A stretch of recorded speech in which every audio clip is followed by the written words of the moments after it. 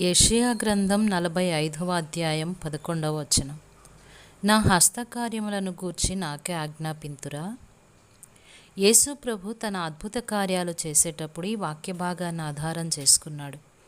యెహోషువకి విజయ ఘడియలు సమీపించగా శత్రునాశనం సంపూర్ణమయ్యేలా తన కత్తిని ఆకాశం వైపుకు చాపి సూర్యుడా అస్తమించకు అని ఆయన ఆజ్ఞాపించినప్పుడు ఈ వాగ్దానాన్నే ఉపయోగించుకున్నాడు.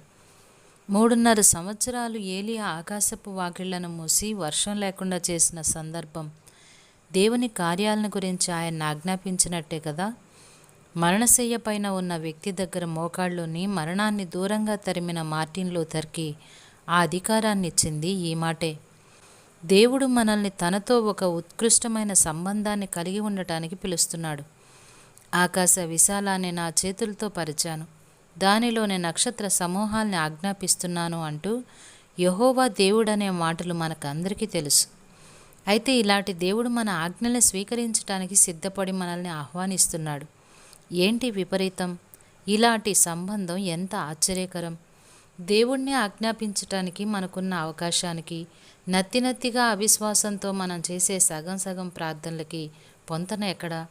నమ్మకం లేక మనం చేసే ప్రార్థనలే మళ్ళీ మళ్ళీ చేస్తూ ఉంటే ఇక వాటికి పదును ఎలా ఉంటుంది? తన ఇహలోకపు అవతారంలో దేవుడైన యేసుక్రీస్తు చాలాసార్లు మనుషుల ఆజ్ఞల కోసం అడిగాడు. యెరికో పట్టణంలో ప్రవేశిస్తూ ఉన్నప్పుడు గ్రుడ్డివాళ్ళు ఎదురైతే తనకై తాను ఏమీ చేయలేదు. నేను మీకు ఏం చేయాలని కోరుతున్నారు అంటే, చెప్పండి, నేను సిద్ధంగా ఉన్నాను అన్నట్టే కదా. తన మహిమల తాళపు చెవిని సురోఫెనికయ స్త్రీకి అప్పగించి, నీ ఇష్టం, ఏం కావాలో తీసుకో అన్నట్టు యేసుక్రీస్తు ప్రవర్తించలేదా? తన పిల్లల్ని ఎలాంటి ఉన్నత స్థానానికి వాగ్దానం ద్వారా దేవుడు హెచ్చిస్తూ ఉన్నాడో మన మానవ జ్ఞానం అర్థం చేసుకోగలదా?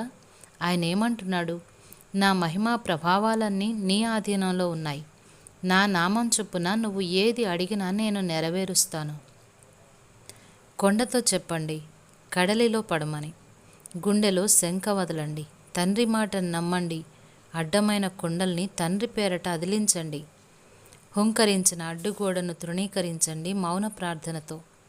నేల కూలిన బురుజుల్ని చూసి జయగీతాలు పాడండి. విశ్వాసంతో విశ్రమించండి. ఇత్తడి తలుపులు, ఇనుప గడియలు విశ్వాసి సాగిపోవడానికి వింతగా తెరుచుకుంటాయి. ఇది జరుగుతుంది, ఆధీనుడవుతాడు పగవాడు. విలువైన నెత్తురు తెచ్చిన విమోచన రాత్రిని పిలవండి. త్రిత్వం ఏకమై తెస్తుంది దాన్ని. ఇది జరుగుతుంది, నమ్మండి వాక్యాన్ని. అడ్డమైన కొండల్ని తండ్రి పేర ఆదిలించండి. విశ్వాసాన్ని చేబోని సందేహాన్ని త్యజించి అసాధ్యాల్ని సాధ్యం చేసే అద్భుతమైన శక్తిని ధరించి అన్నింటినీ జరిగించండి. వాక్యంలో నిలబడి అడ్డమైన కొండల్ని తండ్రి పేర ఆదిలించండి.